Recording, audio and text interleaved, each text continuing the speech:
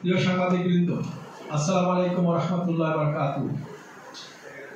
আমরা কিছুদিন থেকে লক্ষ্য করছি যে বিভিন্ন জাতীয় দৈনিক পত্রিকায় গত 25/9/2025 তারিখে মাননীয় কৃষি উপদেষ্টা মহোদয় সংবাদ সম্মেলনে সার ডিলার নিয়োগ, সার বিতরণ সংক্রান্ত সমন্বিত নীতিমালা 2025 পূরণ হতে যাচ্ছে বলে ঘোষণা দিয়েছে।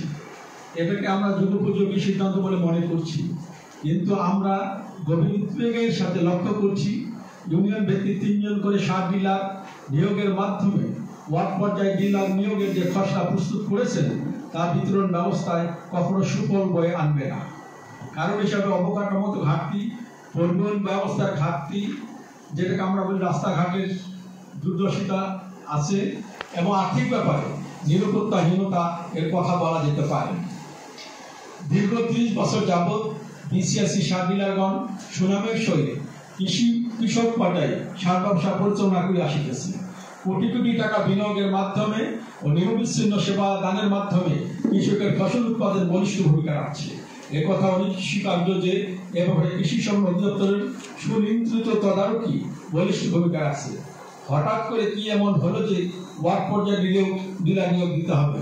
আমরা সরকারি জাতীয় সিদ্ধান্তের পুনর্বিবেচনার আবেদন করছি। 3, খুচরা সার বিক্রেতা থাকবে না বলে বলা হয়েছে, কিন্তু এটা কি করে সম্ভব হবে তা আমাদের বোধগম্য হচ্ছে না। কেননা এদের সংখ্যা অনেক এবং তাদের মাধ্যমে প্রান্তিক পর্যায়ে কৃষকেরা বিভিন্ন রকম সুবিধা পেয়ে থাকে। এরা বিলুপ্ত হলে একটা শূন্যতা হতে পারে। এ ব্যাপারে